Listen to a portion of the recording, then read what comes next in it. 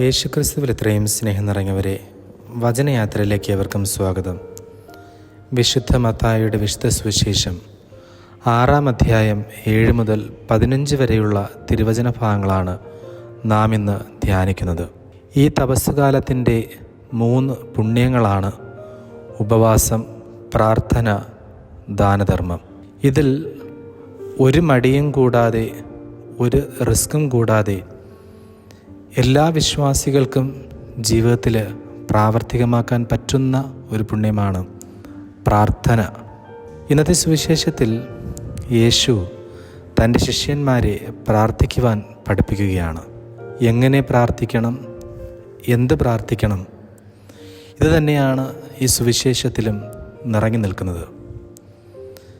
ക്രിസ്തു പഠിപ്പിക്കുന്ന കർത്തൃപ്രാർത്ഥനയിൽ ഏറ്റവും മനോഹരമായത്, നമുക്ക് ജീവിതത്തിൽ അഭ്യസിക്കുവാൻ ഏറെ ബുദ്ധിമുട്ടുള്ളതും എന്നാൽ ഈ തപസ്സുകാലത്തിൽ നമുക്ക് അനുഷ്ഠിക്കാൻ പരിശ്രമിക്കാവുന്നതുമായ ഒരു പുണ്യം, അത് ക്ഷമയാണ്. എന്നോട് തെറ്റ് ചെയ്യുന്നവരോട് ഞാൻ ക്ഷമിക്കുന്നത് പോലെ എൻ്റെ തെറ്റുകളും അങ്ങ് എന്നോട് ക്ഷമിക്കണമേ. ക്ഷമിക്കുന്നത് മാനുഷിക യുക്തിക്ക് പലപ്പോഴും ചിന്തിക്കാൻ പോലും സാധിക്കാത്ത കാര്യങ്ങളിലൊന്നാണ്.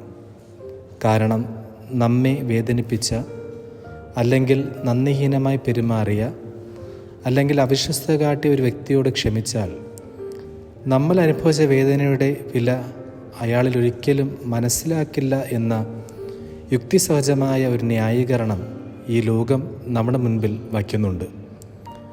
ക്ഷമിക്കുന്നത് വഴി നമ്മൾ അനുഭവിച്ച കഷ്ടതകൾ നിസ്സാരവൽക്കരിക്കപ്പെടുമെന്നും അതുമൂലം മറ്റുള്ളവരുടെ സഹതാപം ലഭിച്ചേക്കാവുന്ന അവസരം നഷ്ടമാകുമെന്നതും മറ്റൊരു ന്യായവാദമാണ്. നമ്മൾ ക്ഷമിക്കുന്നത് മൂലം തെറ്റ് ചെയ്യുന്ന വ്യക്തി നമ്മെ കൂടുതൽ ഉപദ്രവിച്ചേക്കാം എന്നുള്ള വസ്തുതയും നിരസിക്കാനാവാത്തതാണ്. മറ്റുള്ളവരോട് ക്ഷമിക്കാൻ നമ്മിൽ തടസ്സം സൃഷ്ടിക്കുന്ന എല്ലാ യുക്തികളുടെയും അടിസ്ഥാനം ക്ഷമിക്കുന്നത് വഴി നമ്മെ വേദനിപ്പിച്ചവർക്ക് നമ്മുടേതായ എന്തോ ഒന്ന് നമ്മൾ നൽകുകയാണെന്ന ചിന്തയാണ്. എന്നാൽ ക്ഷമിക്കുവാനുള്ള കൃപ ഒരിക്കലും മനുഷ്യ സഹജമല്ല, അത് ദൈവിക ദാനമാണ്. തൻ്റെ ഏകജാതനിലൂടെ ദൈവം നമ്മോട് ക്ഷമിച്ചതുകൊണ്ടാണ് നമ്മൾ ക്ഷമിക്കുവാനും ക്ഷമിക്കപ്പെടുവാനും യോഗ്യരായി തീർന്നത്. നാം പാപികളായിരിക്കെ, നാം ബലഹീനരായിരിക്കെ, നാം ശത്രുക്കളായിരുന്നപ്പോൾ നമ്മോടുള്ള ദൈവത്തിൻ്റെ സ്നേഹം പ്രകടമാക്കാൻ ക്രിസ്തു കുരിശിൽ മരിച്ചു.